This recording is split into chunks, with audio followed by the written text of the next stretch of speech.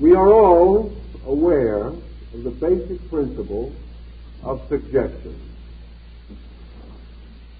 This is a type of influence in which the mind is invited or impelled to an uncritical acceptance of recommendation or belief or thought or idea which a therapist may feel to be necessary or helpful. By uncritical we mean that the suggestion is not met by an analytical reaction. The person does not settle down to inquire in his own thinking as to whether these suggestions are rational, reasonable, demonstrable, or arise from any certainty, and he also refrains from permitting an argumentative reaction to arise within himself. Thus, the concept underlying suggestion is that it is an idea or a recommendation which, passing through the mind of the patient without obstruction, may become a factor in the subconscious life of the person. Now, the subject of suggestion opens a wide variety of speculations and thoughts. And a few of these we want to examine a little at this time. We know, for example, that most human beings are susceptible to suggestion of one kind or another. We also know that the greatest period of receptivity is childhood. This does not mean that the child is necessarily less argumentative, although it is true that the child has less mental certainty with which to oppose suggestion. What appears to be one of the factors is that with the child there is very little conflict of subjective reaction to suggestion. The child has no counter-suggestion which must be compensated, or which arise in conflict with the new suggestion factor. The child does not have a series of highly fixed opinions of its own. It does not have strong habit mechanisms in thinking. It is more or less in a formative period of development. And for these reasons, suggestion is particularly vivid, powerful, and long-enduring. As we grow older, we make a discovery that even the psychologist at the moment does not seem to fully comprehend. It is that there are two motions or two directions of energy in relation to the conditioning of the human being. One is the motion from the person outward into the world around him, part of his inevitable and instinctive effort to become dominant over his environment. He is constantly causing to move from himself fixations of defense mechanism. He is out aggressively using his energy over a sphere of influence which he hopes to dominate. Opposed to this motion is the pressure of conditions around him moving in upon himself. Whenever we move in upon a person with ideas of any kind, we move head-on against the tide of his own outward-moving consciousness.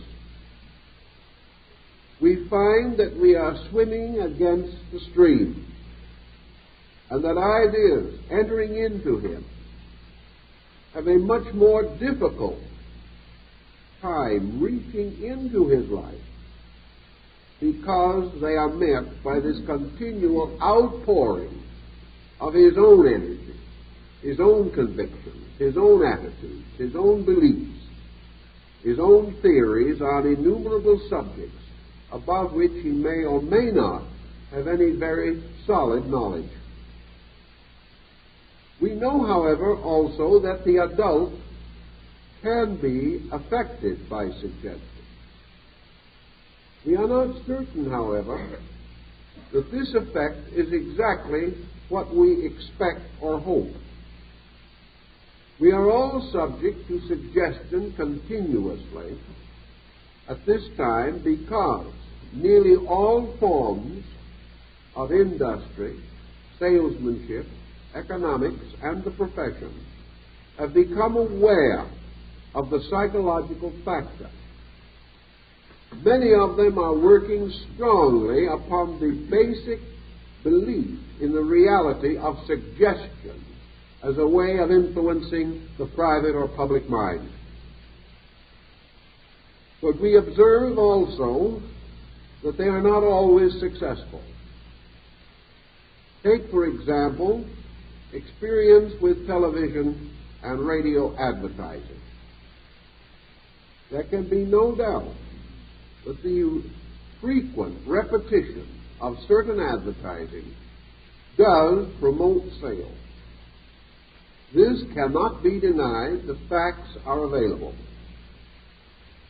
It is also, however, not to be denied that when an advertiser ceases to advertise for even a short time, his sales fall off.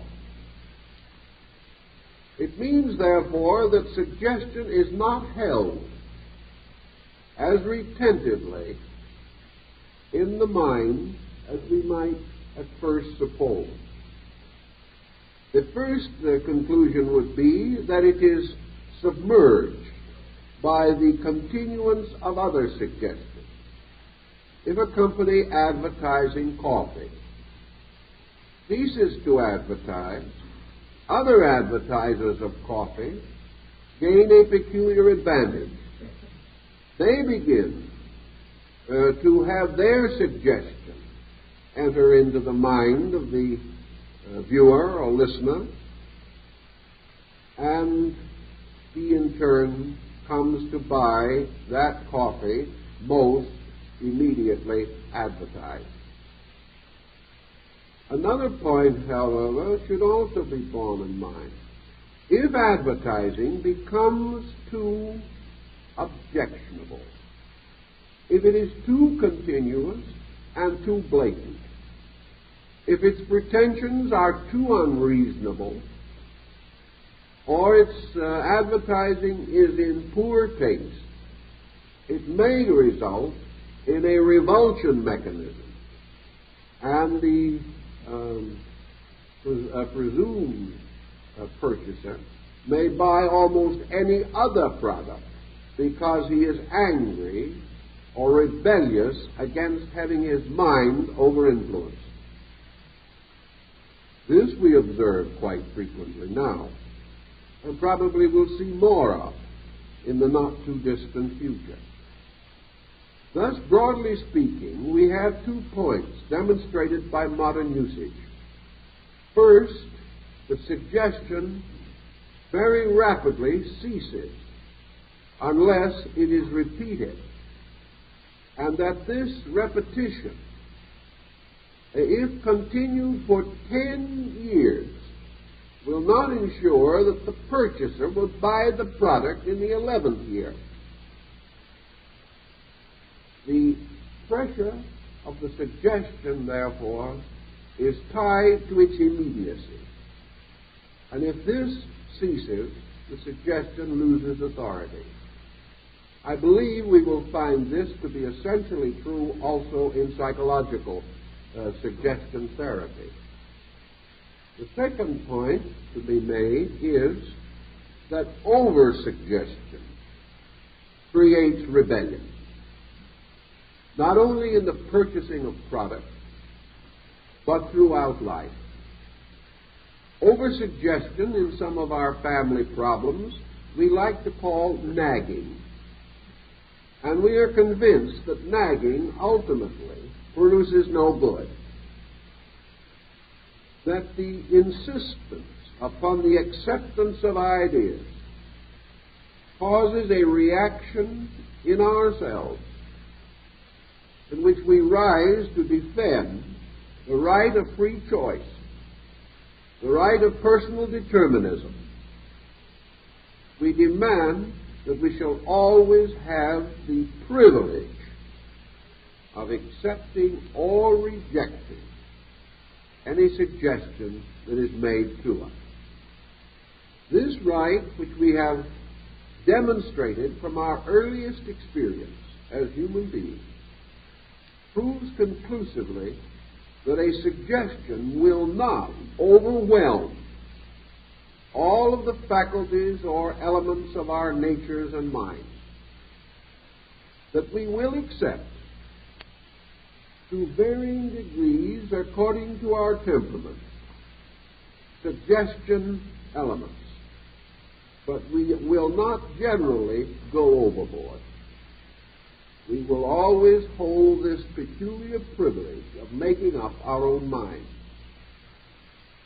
The only way this can be more or less completely neutralized, at least temporarily, is through the use of hypnotic techniques or hypnotic drugs. Theoretically, these may temporarily overwhelm our ability to defend our rights of free choice. But even in this instance, we must bear in mind that the interior part of ourselves, from which our determination to be ourselves springs, will recover in due time its own awareness. And after the effect of the drug or the hypnosis has worn off, self-determinism will reassert itself. Thus, suggestion which is contrary to any abiding conviction in our own nature, or is contrary to our right to express our own individuality and freedom of choice, any such suggestion is likely to be short-lived and to have very restricted results, because it is not receiving the support of our own consciousness.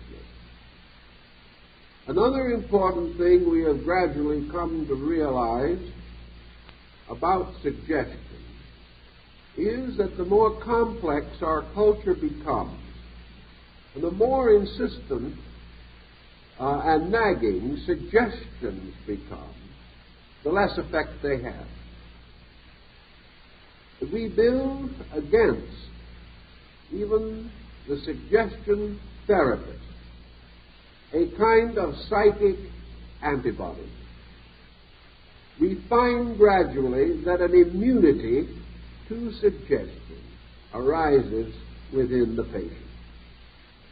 This immunity simply means that the method, the technique, the process has exhausted its usefulness. And whereas temporarily the uncritical attitude can be held, and the patient can be kept in a certain state of acceptance, in time this passes. The physician is aware of this. The physician is aware, for example, that when he uses psychological technique,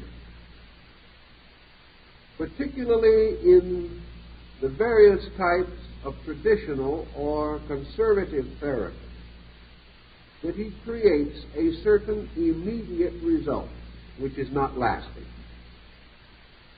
The old days of the bread pill perhaps are becoming less and less remembered by the living, but they were great days of therapy, when 2 cents worth of medication would do $100 worth of good. Today it is the reverse. We get very little real comfort out of a $20 prescription. Nearly always the doctor knows that the first remedies which he is able to provide will have more efficacy due to the fact that the patient is in a little more receptive mood. A person filled with hope, going to a physician well recommended, and receiving from this physician the assurance that his case can be successfully treated. This perhaps followed by a certain amount of practical therapy, receives a powerful suggestion. This suggestion may cause a rapid, almost miraculous improvement in the patient. But by degrees, this element of novelty, this acceptance without the critical mind, wears off. Symptoms come back, very slightly perhaps, but enough to disillusion the patient.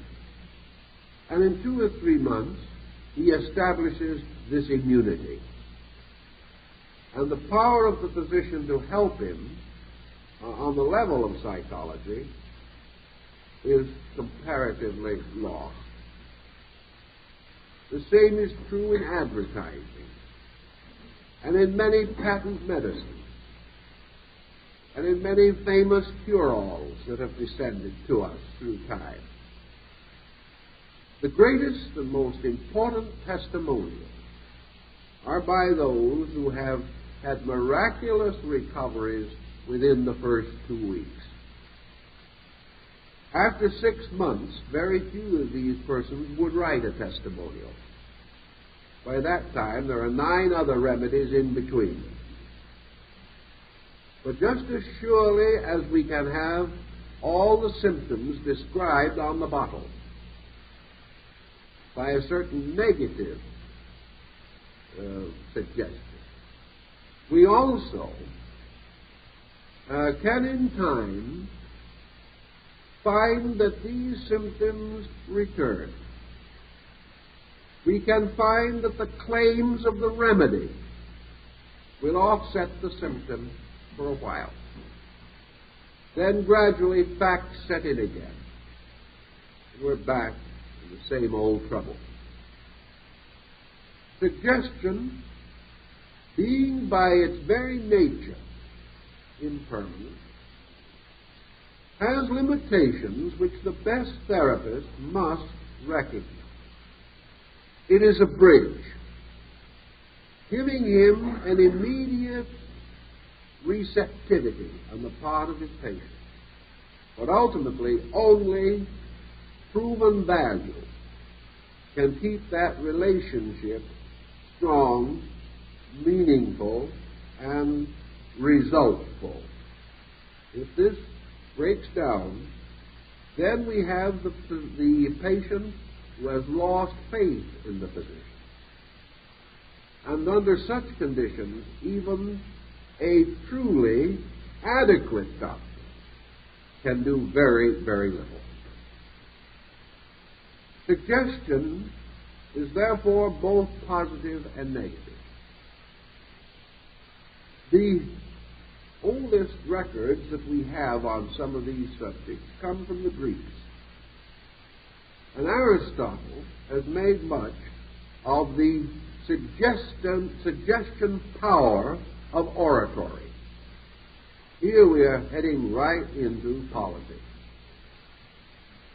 The glib talker can not only shout us down, but shout our minds into a coma for a short time. We wildly applaud, we are deeply moved, then go home and the next day wonder why we made fools of ourselves. We are unable to rationally understand how we could have been so completely hoodwinked. Well, perhaps we were not actually hoodwinked. What we really mean was, how could we be so influenced away from our normal attitudes on these things? Perhaps our attitudes were wrong in the beginning. But by the next day, our wrong attitude is back in control of the situation. We have been overwhelmed, forced into an uncritical relationship with another person by their bombast, by their beautiful wording, by the force of their personality, and by the common applause of other people like ourselves, all under a common glamour. All this constitutes a powerful suggestion pattern. In the field of our sciences, suggestion occupies another interesting relationship.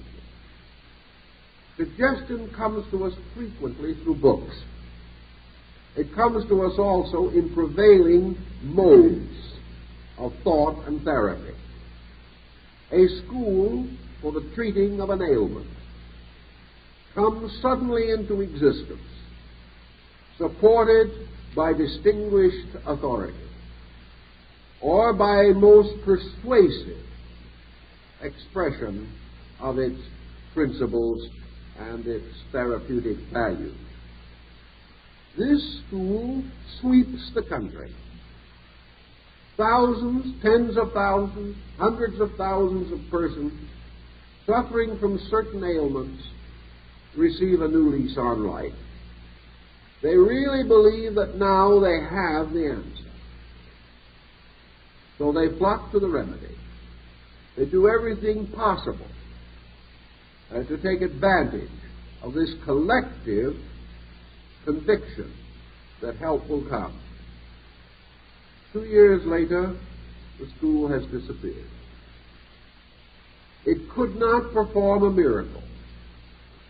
Man wants miracles. It was unable to sustain by its actual proven merit the glamorous pretensions which had surrounded it. The hundreds of thousands of persons did not immediately recover. Comes disenchantment. The school is now regarded as a fraud. Everyone believes they have been hoodwinked. All their hopes have come to nothing. Very likely the school was not a fraud. But expecting, as we do, miraculous circumstances, we felt them for a time, and they so exaggerated our hopes that disillusionment was more tragic than it would have been had our hopes been more moderate. So again, the suggestion can play an unpleasant and sometimes tragic trick upon us. Many years ago, there wandered about this country a number of spiritual healers, mostly of the evangelical nature. These persons were devout. Most of them were probably sincere. A few were undoubtedly merely theatrical. But a good many honestly believed that through prayer and through the laying on of hands or some other simple religious ritual, that they were able to be a channel for the healing power of God. They were so persuasive by their own conviction that they did convince many others. And at that time, the reports of miraculous cures were numerous. Most persons, however, never followed through on these reports. Had they followed through, they would have made two very interesting discoveries. They would have realized that certain persons did recover and remain well. Certain other persons appeared to recover, remained improved for a week, a month, 2 or 3 months, and then relapsed back again into the old condition. Why this distinct difference? The only answer lies within the individual himself. The degree to which the suggestion was actually, internally accepted. The degree to which the person, through his own believing, was able to remain uncritical and was able to continue the intensity of his faith. Again, among those who were improved, a further division into two groups has to be made. Suggestion has an area of usefulness beyond which normally it cannot extend itself. Suggestion is usually a mental, emotional process. Mental, perhaps, on the level of its acceptance, which must be, as we said, uncritical, but emotional in the reaction which it set up of hope, faith, and a great desire and willingness to experience benefit. If, therefore, the trouble in the beginning was in that part of the nature of man which could be reached and could be served by a new or improved consciousness toward life, it is quite conceivable that the remedy might prove relatively permanent. An example is a man who had remained for a number of years very much of an atheist, or at least a negative agnostic. That's a thought, negative agnostic. Well, I rather like it anyway. He was sick, and he attended one of these healing services of an evangelist. Under the pressure of seeing others helped with ailments similar to his own, he temporarily put aside his skepticism, and because of his great and pressing need, he went down the sawdust trail and asked for help. He received it. He received it almost certainly as a psychological experience. He received it as an acceptance within himself. Under normal conditions, most of the persons whom he saw there also helped, soon relapsed back into their former condition. But the experience produced a certain change in this man's total attitude toward life. From the miracle of the moment, from the fact that he instantly experienced good, he was transformed almost immediately into a believer.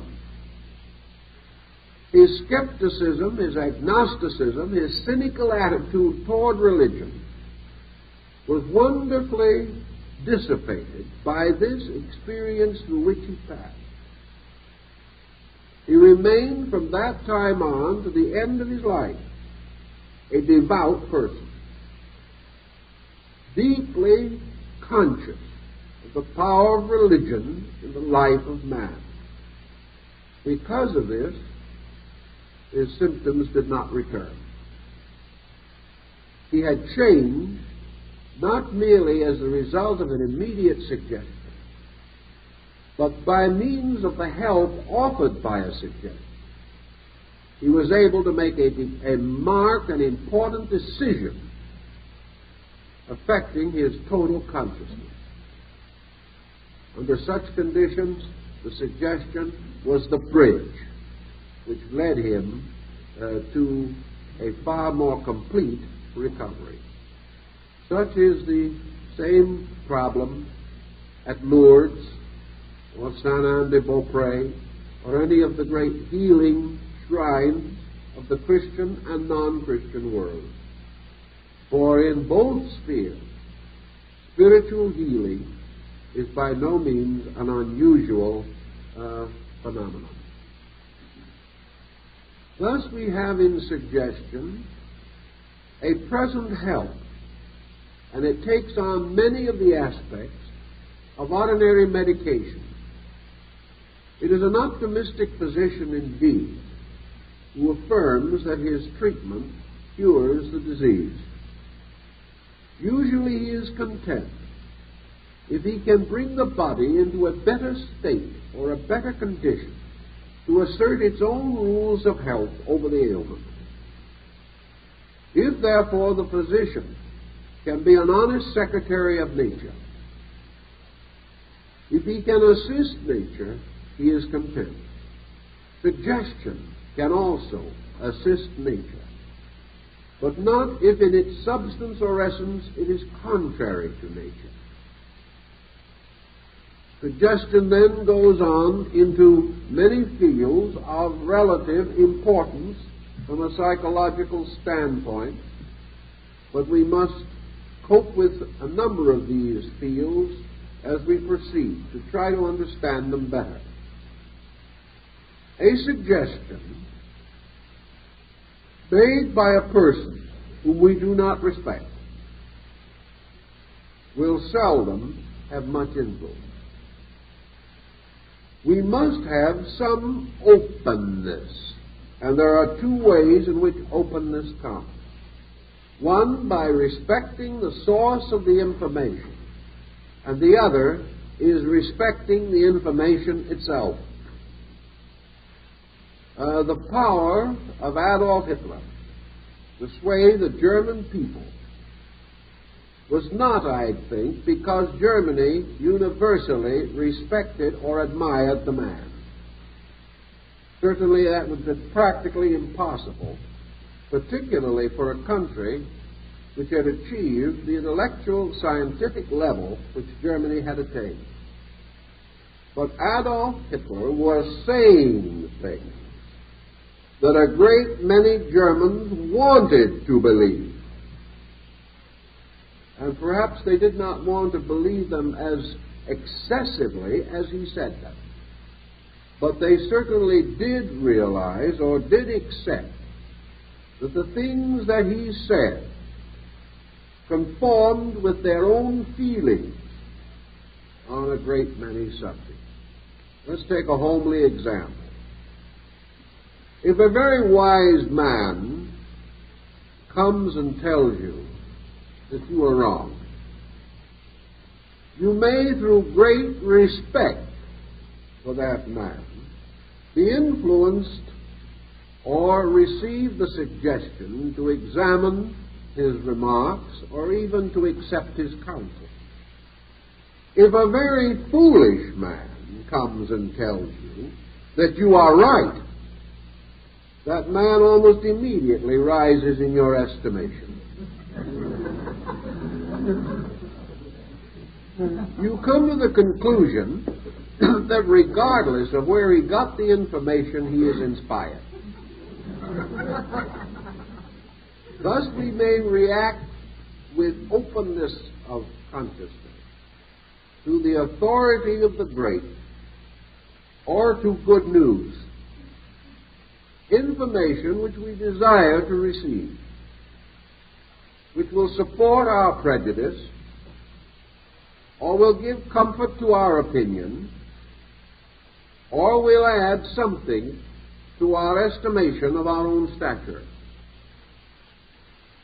In these ways, suggestions move in upon us and become powerful influences sometimes, even tragic ones, in the continuance of our affairs. History and experience tells us, however, that it is not common for us to find a person sufficiently, completely noble, completely acceptable, that we will remain indefinitely uncritical to his advice or to his recommendation. After a time, we become inevitably aware of the humanity in our fellow man. We observe that he does things which we do not approve of. We observe that he is not always successful. And we begin to suspect that we are under glamour, that this person's advice may not be as good as at first we believed it to be.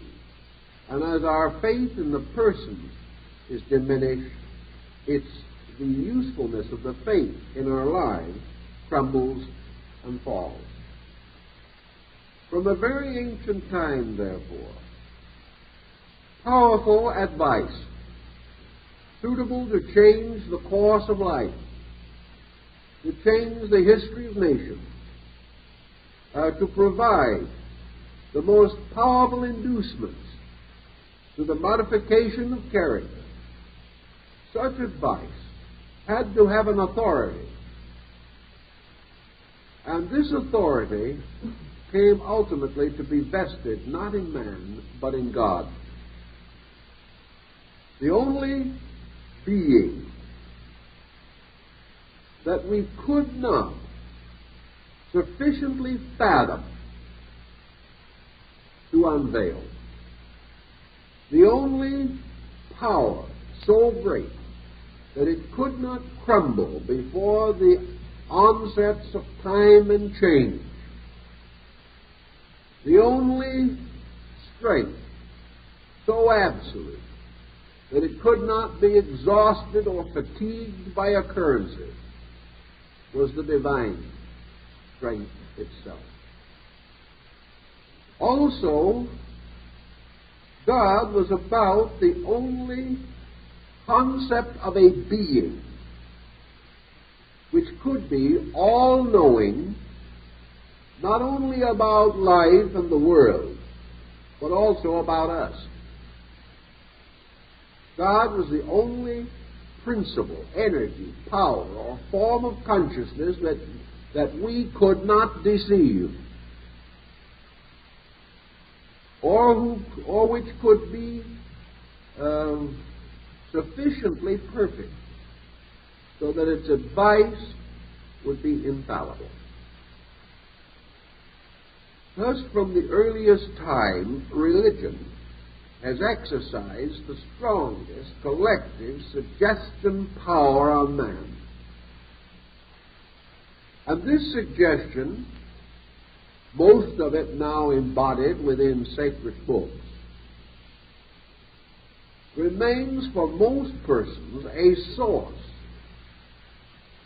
of leadership, of guidance, or direction, which they can accept uncritically. In fact, religion at a reasonably early date wrote criticism out of itself. And for thousands of years, religions taught their followers not to question. Because if they questioned, the magic of believing fell apart. Today we have people who sort of ridicule this. They say, let's ask some very pointed questions and ask them now. Let's get this all straightened out. So they ask the question. They break the mysterious little magic pattern that faith set up in the remote past. They discover, after they have asked questions and debated, largely with themselves in the name of God, that they are not struck dead with a thunderbolt, that God does not avenge himself upon anyone who asks questions. So they go blissfully on their way, feeling that they have unveiled the infinite. But deity has had its own quiet revenge in its own quiet way. These persons have lost the strength of believing. Something has been taken out of them. A virtue has passed from them. And as a result of that, they are rewarded for their critical attitude by a whole group of psychological plagues which have arisen simply from the individual no longer having a non-critical relationship with life.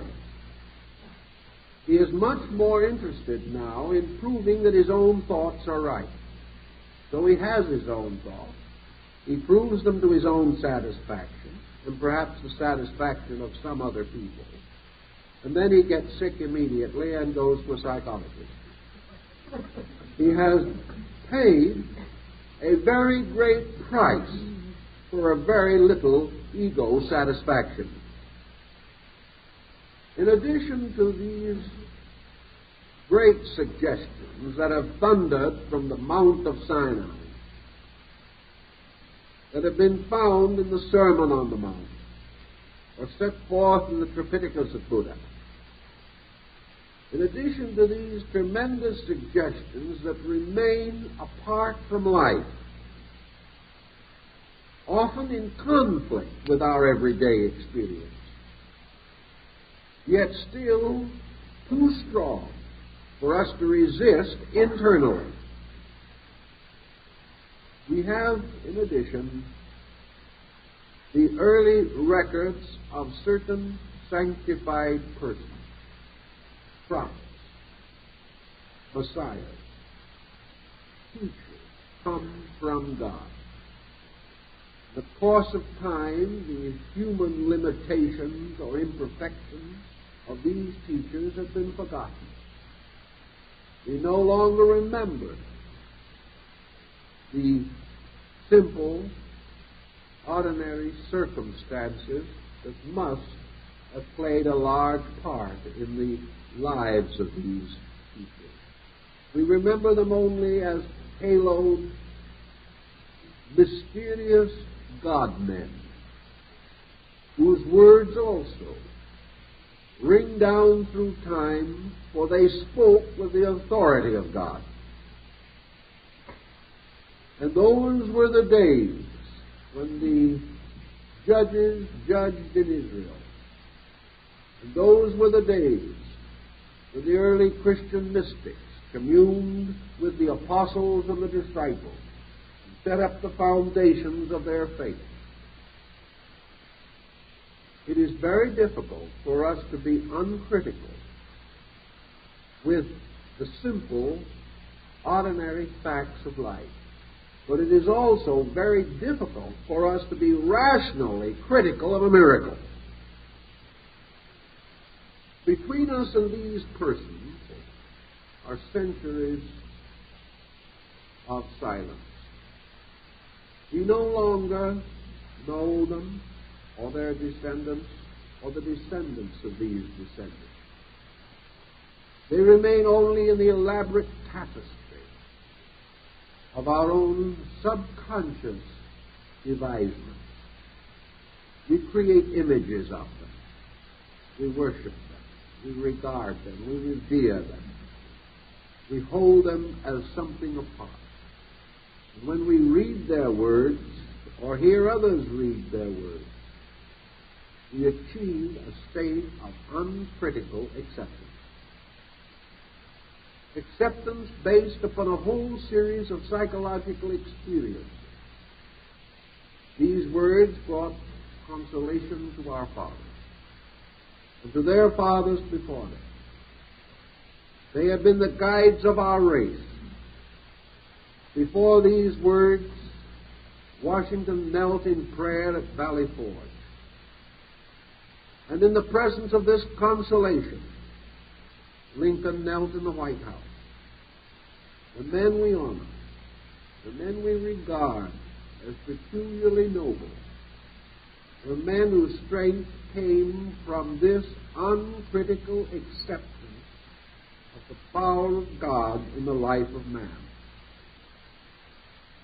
This, therefore, is the great suggestion.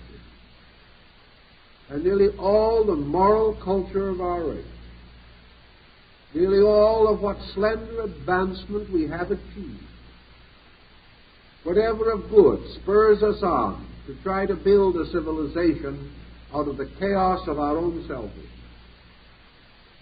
whatever great inspiration and insight we have known, have come from the suggestion of these gods and their divine providence. Therefore, when we come down to our own little daily living, suggestion presents a series of rather interesting facts or elements. If our physician says to us, "I think you're hating yourself into trouble," we say, "Well, Dr. Jones, if you'd gone through what we've gone through, you would have hated yourself into trouble too." Jones probably will agree. But if Jones instead says to you, "My friend, remember those words, love thine enemies, and do good unto them that despitefully use you," he is stumped. Jones isn't speaking for himself. Jones is only telling us something against which we have almost no conscious resistance. Therefore, the skill of Dr. Jones may lie partly in his ability to quote Scripture. And I suspect that some of the failures of modern psychology have resulted from the fact that psychologists have not been good Bible students. In their intellectual emancipation, they have turned from the most powerful remedy that they have in the Western world. That is the authority of the suggestion which arises from the religious tradition of our people. For this men will die without asking why. For this they will live content in the hope of some future good. This suggestion is very, very vital to us in nearly all forms of therapy. Now, the next suggestion that is very important to us is derived from this same religious source, namely that God is an ever-present help in time of trouble. We have a confidence, and this confidence is uncritical. If we wish to take the scientific problem and sit down and try to analyze how God answers prayer, we're lost. If we try to wonder what is happening on one side of the world while God is taking care of the other side of the world, we are also in a dilemma. It is like the small child's question as to how Santa Claus can be in so many places at one time. The moment we think we take on a critical relationship to knowledge, to fact, to all these things. And in that moment, we lock ourselves against the power of receiving suggestion. If, however, uncritical, we do take the attitude of the immediate availability of the fact of divine help, then this ancient conviction, which is in our blood, archetypal in our consciousness, against which our consciousness has no defense, because our own consciousness believes it is true. With this, we do not have to wrestle as Jacob wrestled with the angels. We do not have to argue these things. The moment we argue a religion, we defile it. But in this simple fact, we now have another suggestion factor that becomes important. If this suggestion is accompanied by some element or some factor which involves God or involves religion, its effectiveness, or its intensity at least, is magnified 100-fold. We are no longer able to bring against it the immediate adversity of our own thinking. Let us take a very simple example of this particular point. An individual has lived for a long time under the attitude that there is no justice in the world. Many people develop that gem of thinking as they proceed through the years. It rises from such convictions as the observation that nearly every wrong person is well treated, and that no matter how hard we labor, we are never rewarded. Nurse this for a while, and we have a nice, solid, negative fixation. So we take the attitude there is no justice in the world. A lawyer, a legislator, or a judge might be able to give us a considerable amount of intellectual insight and show that while there are mistakes, the general trend of man is to try to be just. So we're still miserable. We may go to a psychologist who points out to us all the defects in our own reason, or perhaps allows us to unveil our souls and dump upon him and the whole environment all of these negative instincts which we have been nursing so long. He believes that if we can exhaust ourselves completely, if we can talk about the injustice of the universe until we're tired of hearing it ourselves, that maybe we'll change our conversation. This sometimes happens. But by the time we leave the doctor's office, we get his bill, and then we do not believe in the justice of the universe all over again. Actually, we have no real argument to prove that right must win. We see evidence of it. We observe how tyrants and despots nearly always come to a sorry end.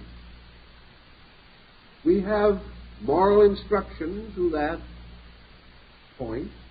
But we can say that we are descended from a group of fuddy-duddies as far as that is concerned.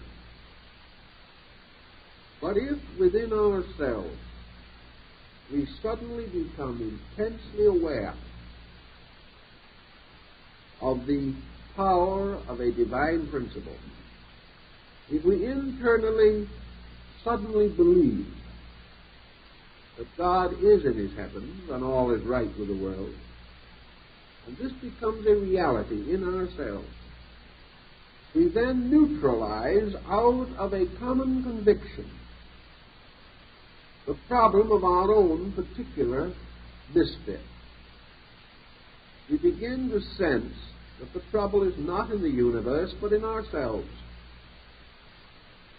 And as we must instinctively defend God if we are a believer, we can no longer assume that deity is unable to prevent evil or unminded to do so. We begin to have to argue with ourselves about this. And no matter how we argue, instinct forces us to let God win. So to the suggestion that is made, if we can add this authority of high conviction, we achieve a great deal. Now, philosophy is very much like religion in this respect. Religion makes good a reality. Philosophy makes good a fact. By philosophy, we take the type of mind that is critical and whittle down its criticism. By philosophy, we can take the individual with a whole quantity of objections, and we can meet his objections one by one. And if our philosophy is adequate, that is, if it is basic, we can finally force the individual, at least to the grudging assent, that this life is under laws and under rules and under principles, and that if he is a wise man, he will obey them. This suggestion, supported therefore by philosophical insight, may be almost as strong as religion. But it lacks the one thing that religion has, and that is the warmth of a vital participation in believing. It is the warmth of religion which experiences good, even while philosophy defines it. Now, theoretically, we are in a scientific age, and let us not forget for a moment that age and its principles and its rules, its convictions, and its degree of insight. Let us not for a moment assume that these are not powers of suggestion in our daily living. Ultimately, science undoubtedly will have to bestow powerful, positive suggestion upon the mind of man in order to prevent man from utterly befuddling himself with scientific knowledge. Science must finally come to positive, basic suggestions based upon its own discoveries. And these suggestions must be therapeutically sound, or they will destroy man. Science perhaps can suggest to the outer part of man what religion and philosophy can convey to his inner life. But the end of scientific suggestion is that it must be valid because it can overcome or nullify the criticism in the person who is receiving scientific knowledge. Our modern system of education is based upon breaking down man's non-scientific ideas. This is a weakening situation, however. For actually, when we break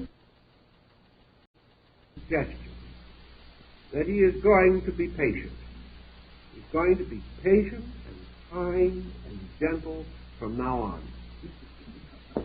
The only reason he is asking for this help or wants this suggestion is because he has been unkind and unreasonable over a very long period of time. He has had a nasty disposition since the beginning of his own memories of himself. Now he wants to really reform. Perhaps the reform has been thrust upon him by the misery of circumstance. He can't get along with himself anymore, and no one else can get along with him. This is affecting his pocketbook, and that is a real disaster. So what is he asking? He is asking that a therapist of some kind shall give him a formula, bring him into the office, give him a little psychological brushing every couple of days, send him on his way with new conviction that he can be master of his own destiny and he can be a lovable, noble person if he so desires. And keeps on repeating to himself that he not only can be, but that he is. This individual probably doesn't believe it himself. He knows himself too well. So his suggestion falls upon sterile ground.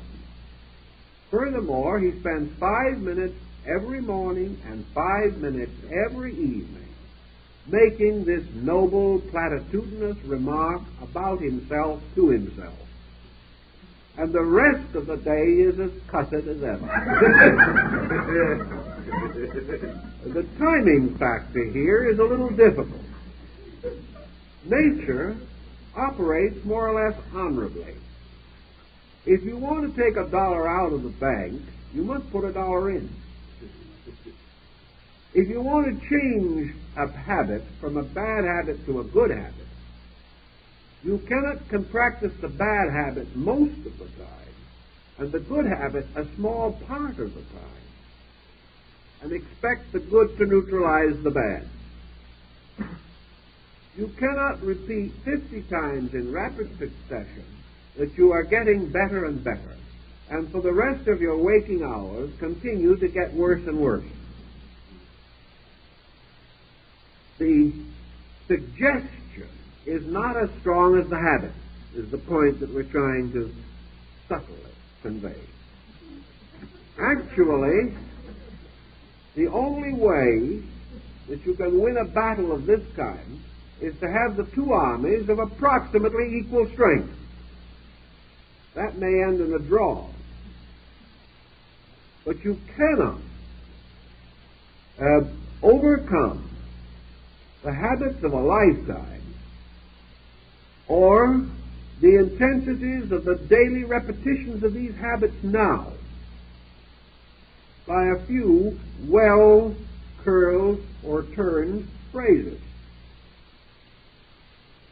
You may gain a certain result, but it cannot achieve too much because there is too much negative static involved in the situation. As soon as autosuggestion, or even suggestion itself for that matter, because it is often so used, became a wee bit popular, and individuals believed that they had gotten hold of the great and divine magical mystery of the universe, they also attempted to use this suggestion concept in a variety of ways for which it was never intended.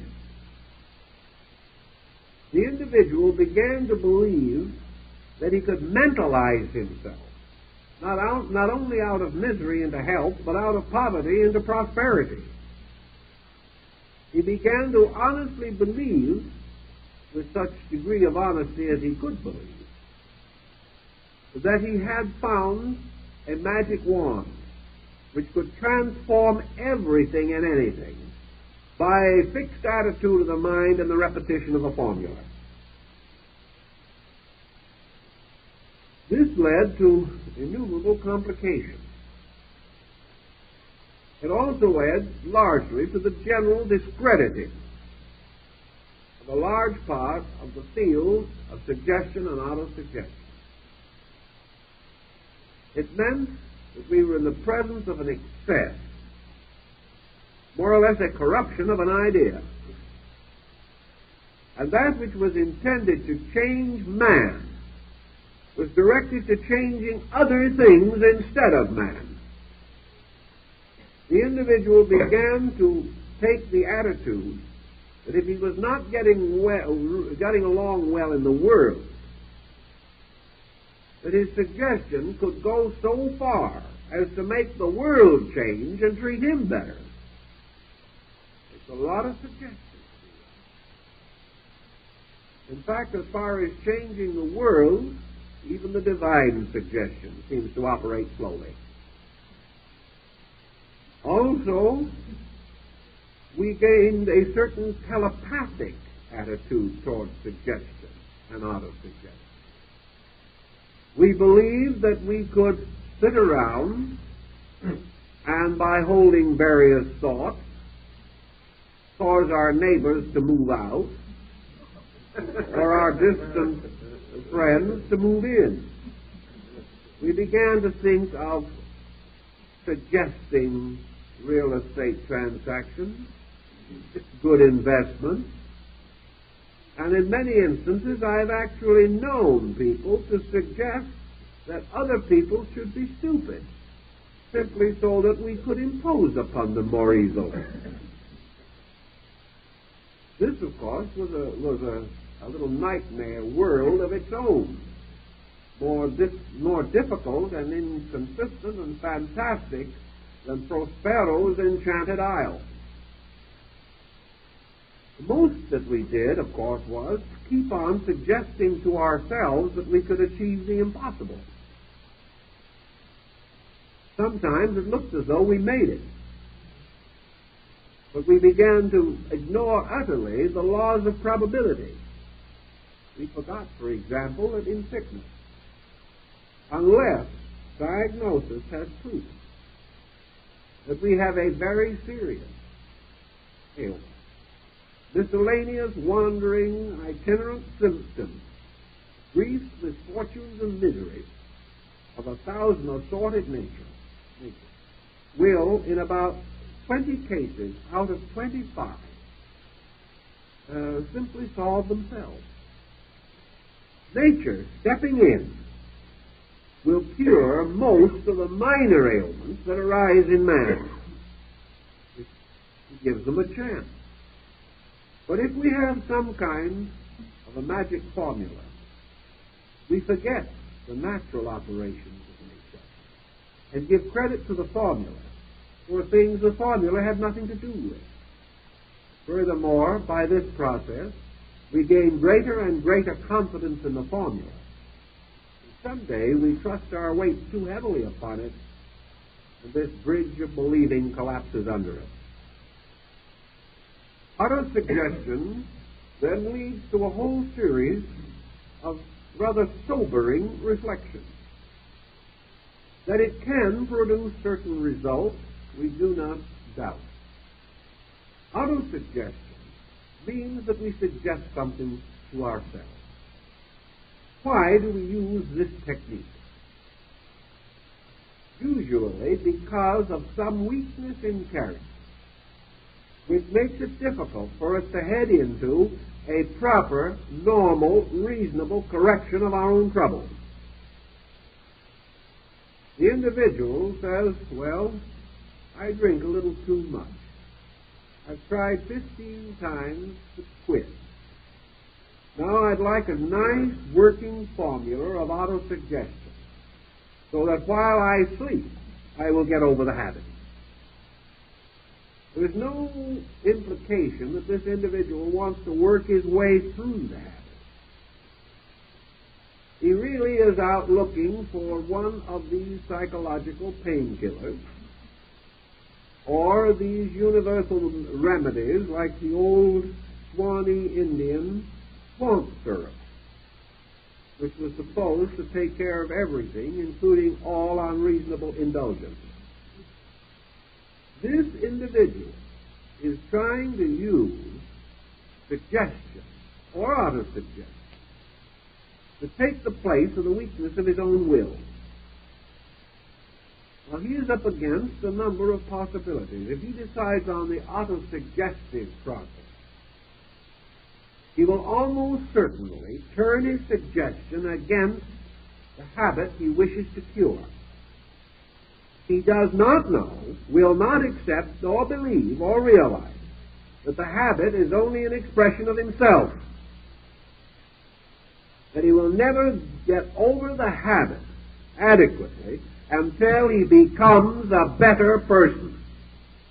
That's the one thing he doesn't want to do, because that recommends or suggests hard work. The only way we can get out of weakness, negativity, or inadequacy is to outgrow these things. So what we really need is growth. We need to become the kinds of persons who will not make the silly mistakes we are now trying to get out of by autosuggestion. It is true that we can, by suggestion means, anesthetize an arm so that you will not feel any pain in it while surgery is performed. We can, for 48 hours or 72 hours, block the alcoholic desire. If you want to come to an approved therapist often enough, you can block it for several months. But this is not recovery, any more than an aspirin cures some kind of a pain in the body. You can take certain painkillers and temporarily get relief from a toothache. But the only solution is, finally, to either have the cavity filled or the tooth pulled. In suggestion, we have an emergency instrument that can be and often is exceedingly useful. But it is never a solution nor a substitute for the correction of the situation itself. The only point where there is an exception to this rule is where the area of suggestion is exactly in the area of the problem. For instance, it is easier to help by suggestion a person who is involved in some complex or other situation for which the suggestion is the sole and total remedy. If, for example, you can take a person who is fearful or who has, for example, claustrophobia. You take this person and you give him a powerful suggestion, or you help him to formulate an auto-suggestion that he can enter into a room, a small, dark room, and close the door and not be afraid. You probably can give him sufficient self-confidence, or by the magic of auto-suggestion, he can imagine himself into having a degree of confidence that he always possessed and didn't know it. He goes in, closes the door. After a little while, he comes out radiant. The problem is solved. And the chances are, as far as he is concerned, the problem is solved. He now knows that he can go into that room. He has done it. That was all the remedy that was required, was to experience that the room was not terrible or terrifying. Once having gained that experience, the matter is closed. Except what caused the claustrophobia. You've gotten rid of the symptoms. 6 months later, this individual may develop some other symptoms. He may suddenly become a rank, uncontrolled worrier. He might develop a temporary or even growing loss of hearing. He may become accident-prone and start falling over his own shadow. He may suddenly become extremely suspicious of his friends. He doesn't have claustrophobia anymore. But we've only treated an effect. The cause still remains. The suggestion and autosuggestion will not, in most instances, adequately treat causes. Unless the cause is extremely shallow and recent or comparatively unimportant, we cannot be sure that we can reach it in a permanent way. But now let us suppose that suggestion or autosuggestion is indicated in this case. We then come to another problem which has some meaning, and that is the use of mechanical devices to make autosuggestion more effective by increasing the frequency of it. Assuming, of course, as we said concerning suggestion, that something has to be done to balance off, because 5 minutes of right suggestion will not compensate for 23 hours and 55 minutes of bad attitude. So now comes a discovery which I think more or less was influenced by the war. We found it rather important to suddenly train men in language. We needed very quickly a number of linguists, and if there's one department of American education that is weak, it is the languages. We live in such a large country that we do not need languages, as many foreign countries do. All we need is a solid vocabulary and a reasonable amount of slang. We can then become mutually understood. But suddenly we found that we needed several thousand persons who could speak Japanese, or Korean, or Russian, or perhaps Finnish, or the language of the Laplanders. We didn't have any such people. And the few that might have had such knowledge might not be in an age bracket suitable for military use. So to train men in language, we hit upon the device of using recordings. Recordings not merely as to be studied in the normal way of a half hour of listening, but recordings to be played almost continuously. Recordings in which pronunciation, the form of the words, the sequences, the enunciation, the emphases, and so forth of a language, the meanings of these words, the grammar, and every factor of it was continuously and repeatedly conveyed to us, day and night. As a result of this type of instruction, men learned languages with considerable fluency in 6 months, far more than they could have learned in any other way. This led to the inevitable belief that during periods of other occupation, or even during periods of sleep, suggestion can be continuously poured in upon us for the purpose of creating a more or less complete compensation for the counteractions of our own personalities and temperaments. This worked out in a number of instances rather well, temporarily. But it did not work over a long period of time. Actually, this suggestion, moving in upon the person, did not have the validity in his own experience. He was asked to accept suggestions that could be used in the case of language, because all it had to do was reach his memory and the retentive areas. And the suggestion can be held in that way. But there's a great deal of difference between remembering and being moved.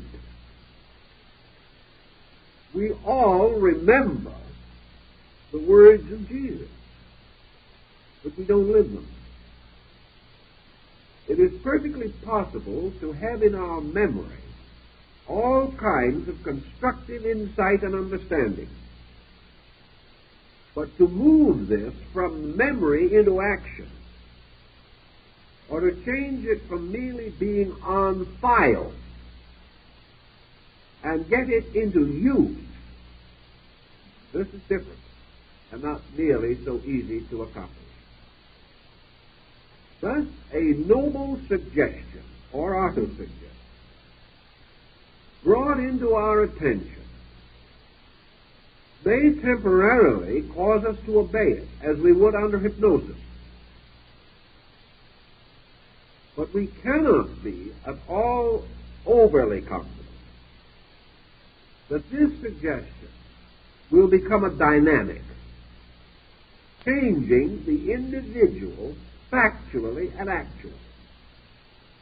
In defense of what I am saying, I would like to mention that I have known personally a great number of individuals who have taken long and difficult courses in autosuggestion.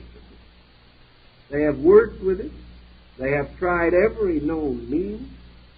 They have used mechanical devices to repeat the suggestion day or night. The suggestion itself was in many instances luminous, transcendent, magnificent. But after several years of it, the individuals who practiced it are not luminous, nor are they transcendent. They have gained, perhaps, certain mechanical help. They may have been able to get over a bad spot, but I have not been able to convince myself that an individual with a nasty temper could subject themselves to any type of autosuggestion for 5 years and come out with an angelic disposition. I have not seen it. I would love to see it. I don't care how they got to this position, I just love to see the disposition. But it just does not seem to happen. But this I will say, these people come out of it believing that they have an angelic disposition. But it's not quite the same thing. We get pointers on that from their friends and relatives. We know people who have convinced themselves that through these processes they have strengthened intuition, become practically mystics. Actually, they have trodden upon the threshold of illumination. But when you try to work with them or live with them, they're the same old people you knew before. They believe, but they have converted the mind only. They have not actually altered the life processes. Now, autosuggestion, in order to alter life processes, has got to accomplish the same thing that we referred to before in connection with suggestion. Man has very little confidence in himself. He just knows himself too well. He has very little confidence in his own insight, his own wisdom, and less in his own strength. Unless he is an egotist, when he will not even seek self-improvement, he is weak. So he will create a suggestion, and he will repeat it. But even as he repeats it, he will not believe it. He may hope, but he remains in a state of peculiar breathless expectancy. The only way that he could finally convert himself is by a miracle. If he held some suggestion or auto-suggestion for a few hours, and a miraculous event occurred, he might then have greater courage. He might go on more industriously. But this is not the common pattern of things. And the miraculous events, if they do occur, are usually shown to be fortuitous circumstances. So we can't depend upon this. So the only problem that can help the individual who is all alone with his own suggestions is again magic. mystery. Actually, primitive man was all alone with his own suggestions. He gained a mysterious power to be greater than himself, or to outgrow his own limitations, or to transcend his own frailties, by use of devices, of which the most common to descend to our remembrance is the fetish, or the talisman, or the amulet. Even today, persons in hazardous professions make use of these devices as a source of self-confidence.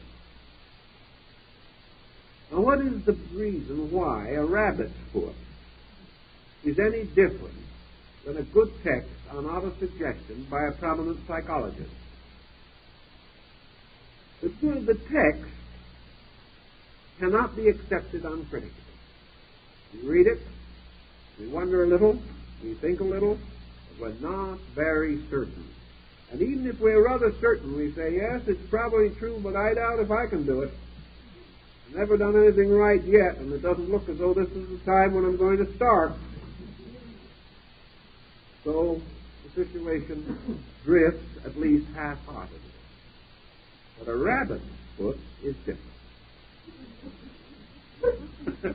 In the first place, it makes no sense, except when it's on the foot of a rabbit. We're not even quite sure how it came to be a fetish at all, unless perhaps it was because the rabbit was anciently associated with the moon, and a whole string of myths and legends tie it together. Now, when I'm saying a rabbit's foot, I mean almost any kind of talisman. It may be a piece of metal inscribed with the 72 names of God. It may be a Muslim charm upon which is traced in beautiful writing the name of Allah and His faith. It may be a prayer, it may be anything. It may be one of those wonderful little devices that look more than anything else like a child's drawing. It is worn by the pearl fishers of the Philippine Islands, where they go down under the sea in search of pearls. It is something that has a magic power. Now, this magic power rises from an atavistic level of our own subconscious. We do not believe in ourselves. We do not believe in our neighbors. We may doubt our clergyman. We gravely suspect our doctor. And we are much disillusioned in our psychologist. But a rabbit's foot is different.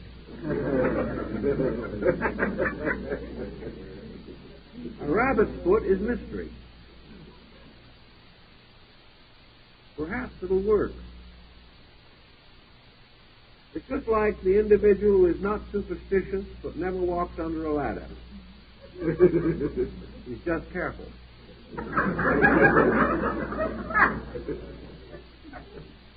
The moment you think about this, you realize that the rabbit's foot to the average person is a kind of demoralizing factor.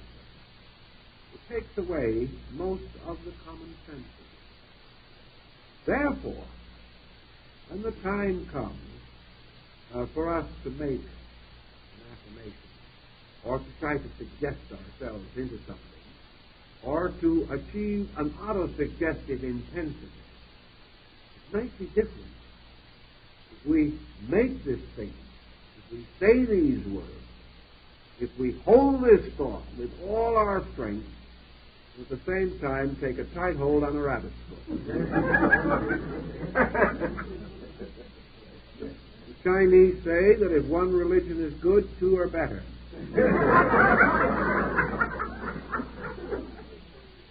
So there is no use missing a good opportunity. In the same way, when we say in our prayer to ourselves, God, give me an understanding heart. we have a different attitude, because we are asking something of a force that is abstract and mysterious, which we believe can be so. And if magically we say, I am normally a coward, but while I hold in my hand this golden charm upon which is written the name of my God, as long as I hold on to that, I am strong. The individual is suddenly courageous. There are thousands of cases of it, critically recorded, that this kind of autosuggestion is strong. And it is strong because it applies to the inner part of our consciousness, and that it also does not depend upon our strength to overcome our own weakness. We do not believe that we are strong enough. We cannot conceive intellectually that we can take hold of our own bootstraps and lift ourselves off the ground. But if something else, some mysterious symbol of power, moves with us, then God and one constitutes a majority. If we can use something which stimulates our faith, makes us feel that this victory is not our own, but the victory of a power greater than ourselves, which we have known how to call upon. And the help of this power is an ever-present help in times of trouble. Then we are no longer depending on our own suggestions. We have stated in our own consciousness what we hope for, what we desire to have happen, what perhaps we feel desperately that we need. But it is not the voice of man crying in the wilderness. It is the fulfillment of a promise that if we will do certain things, take certain attitudes, supply ourselves with certain magical implements, then suddenly we are strong. We have the power through these other means of accomplishing what we cannot accomplish alone.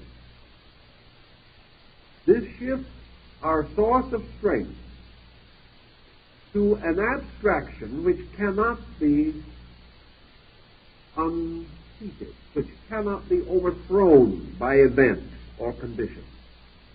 This abstraction gives us the courage. It is again and again this which comes back to us in the prayer formulas. Prayer is suggestion, autosuggestion in many instances, given strength by devotion. Prayer is therefore the individual opening himself uncritically to universal good. He could try to argue himself into it, but he cannot win, because he does not believe his own argument. But if he follows the ancient way of his faith, certain in his own heart that the God of his fathers will not forsake him, he is no longer merely making a suggestion. He is affirming a conviction. And out of this total affirmation of his nature, he is able to achieve a result against the preponderance of negative factors. The individual who speaks with the fullness of his own conviction, supported by his concept of the presence of a divine available, can in 5 minutes a day counteract the 23 hours and 55. Because those 23 hours and 55 minutes do not represent one coordinated conviction of weakness. They represent largely confusion.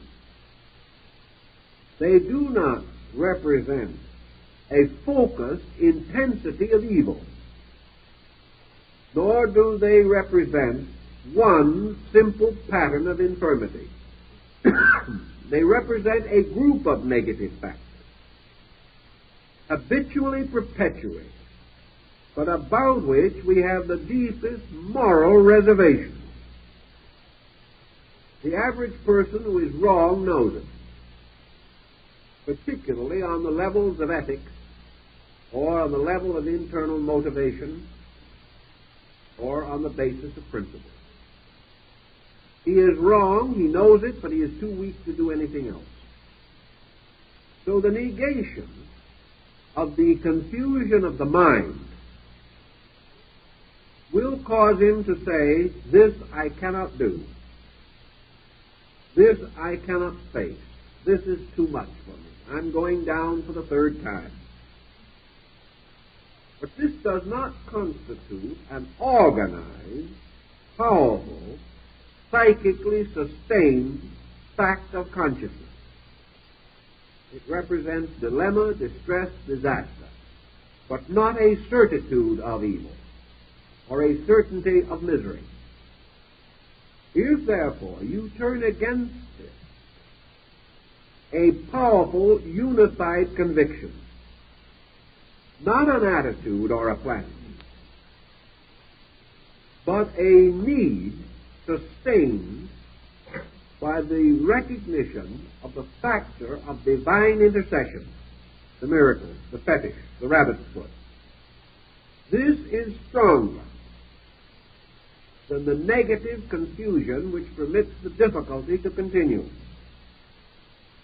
For this reason, a tremendous religious experience, as Havelock Ellis points out, can in a fraction of a second completely change a whole life.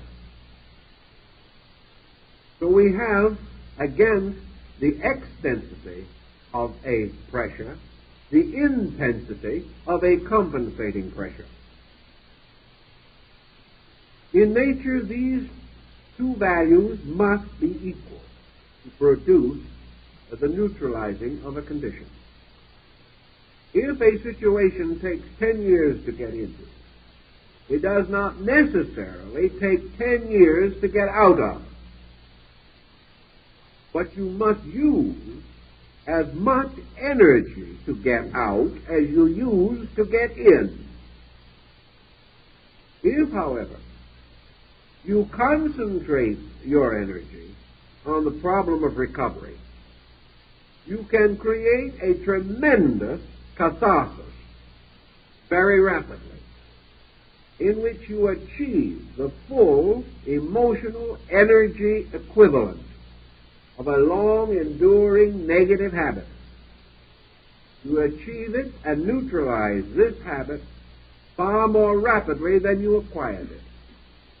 Not because you have found an easy way out, but because you have found a more efficient way to solve the problem.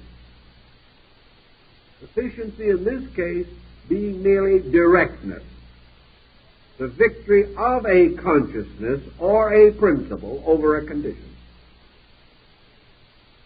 If then in either suggestion or auto-suggestion we use merely formulas, or we try to hold attitudes that are strange to us, even though we want them, it is my opinion that our labors will be, for the most part, fruitless, except in the same way and to the same degree that we might seek temporary remedy in an extremity by the use of some drug which will not cure, but may make better treatment possible under more fortunate circumstances. If, however, by suggestion and auto-suggestion, we mean the intensification of value by which we are capable of basically changing our own relationship with life, this means that we must have available an emotional quotient. We must not affirm or suggest. We must experience. We must know the fact of this upon our own skin. We must live through the condition and know that it is so. And to achieve this greater insight, this greater degree of insight, we must move the internal part of our lives. We cannot keep on tossing these suggestions into the deep well of our own unconscious. We have got to move from the unconscious.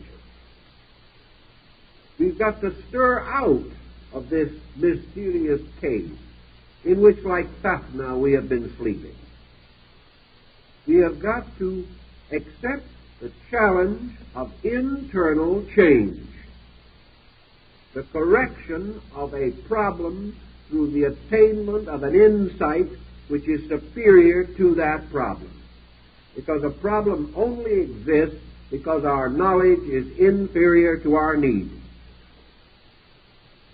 The platitude is not a substitute for knowledge, neither is an affirmation or a suggestion.